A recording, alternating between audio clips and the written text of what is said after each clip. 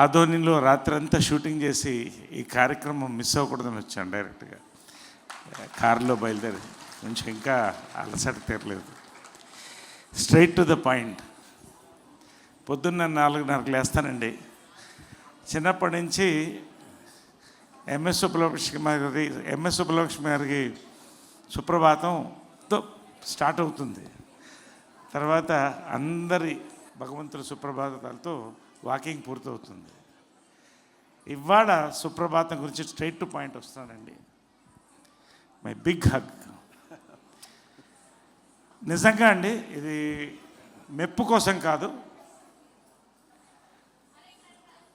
ఇది ఫ్యూజన్ మ్యూజిక్లో చేశారండి. ఇది అంటే శాస్త్రోక్త సంగీతంతో పాటుగా వచ్చే తరాలకు అందేటటువంటి యొక్క ఓ బాణీలో ఫ్యూజన్ కొత్త బాణీలో చేశారండి.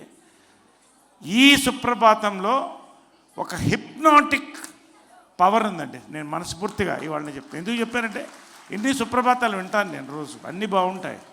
There is a hypnotic power in the Suprabhatam. I could feel it. నేను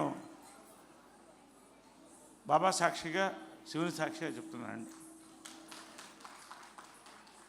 నాకు చాలా ఇవాళ ఈ సుప్రభాతం నేను రోజు పొద్దున వినాలనుకుంటున్నాను.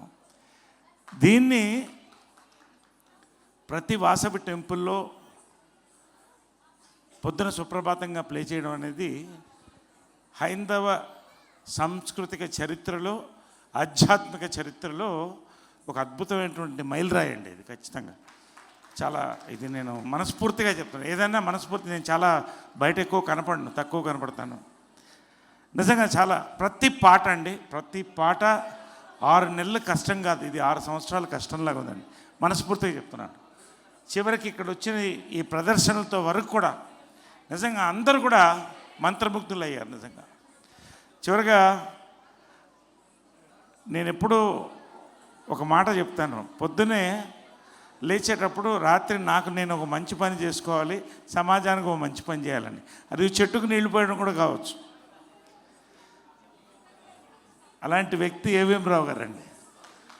ఆయన ఎప్పుడూ నవ్వుతూ, ఆయన వ్యాపారాలు చేస్తూ, కుటుంబాన్ని కాపాడుకుంటూ, సామాజిక సేవకు ఎప్పుడు ముందుంటాడు, చిరునవ్వుతూ ఉంటాడు. వెనక నుంచి ఒక వ్యక్తిని దూషించినది ఇంతవరకు నా 10 ఏళ్ల స్నేహంలో నేను చూడలేదండి. మంచి దైవికమైన కుటుంబం, వాళ్ళ ఇల్లు దేవాలయంలో ఉంటుంది. నిజంగా ఇంత అద్భుతమైన కార్యక్రమాలు తీసుకొచ్చినందుకు, అందులో మా కోటి గారితో ఈ కార్యక్రమాలు చేసినందుకు నాకు చాలా సంతోషం. కోటి ఒక మాట అన్నాడు చివరిగా, ఇది అమ్మవారు చేయించుకుంది, నేను చేయలేదన్నాడు. అమ్మవారు ఎవరితో చేయించుకుంటుంది? నిష్ణాదులతో పాటు నిష్కల్మిషమైన మనసున్నతో చేయించుకుంటుంది. కాబట్టి అటువంటి ఇద్దరు 2 రథచక్రాలు ఈ యొక్క కార్యక్రమానికి. ఇద్దరికి కూడా నా మనస్ఫూర్తి అభినందనలు తెలుపుకుంటూ, ఇంత మంచి సుప్రభాతాన్ని మరొకసారి నేను వినడానికి అమ్మవారు నన్ను ఆహ్వానించింది. పెద్దలందరి ముందు కూడా స్వామీజీలు అందరూ ఉండగా చాలా ధన్యవాదాలండి. చాలా సంతోషం, గర్వకారణం ఇది మన తెలుగువారికి, హైందవులకి. చాలా సంతోషం అండి. Thank you very much. జై Hind. For more videos like this, subscribe Big TV channel.